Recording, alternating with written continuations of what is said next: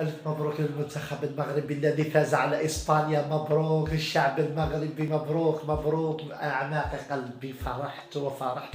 المغرب يحقق المعجزة، أول منتخب عربي يتأهل ربع النهائي، وثالث إفريقي بعد الكاميرون 1990 و2002 السنغال في كوريا واليابان. مبروك المنتخب المغربي الذي فاز بالأداء والنتيجة. المنتخب المغربي يؤكد بأنه من أحسن المنتخبات في العالم وليس في إفريقيا. المنتخب الثالث بعد الكاميرون والسنغال يتأهل ربع النهائي، وبإذن الله نصف النهائي. يا سلام، شرفتم العرب، ما أجملكم ما أحلاكم. يعجز الكلام عن كلام. هنا سأسكت قليلا احتراما وتقديرا للشعب المغربي والمنتخب.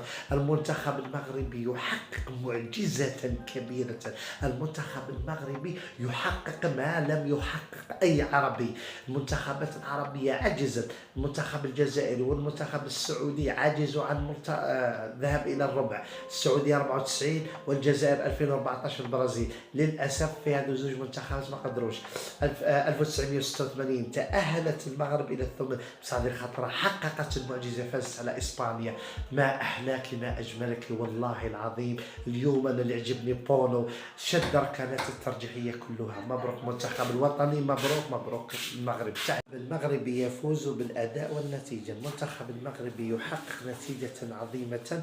نتمنى من المنتخب المغربي أن يفوز بكأس العالم وليس الذهاب إلى الربع النهائي، الربع ثم نصف ثم النهائي. أنا أتمناها البرازيل والمغرب في النهائي. قولوا ما قالهاش وأنا متأكد ذلك. وتحيا المغرب وتحيا المنتخب.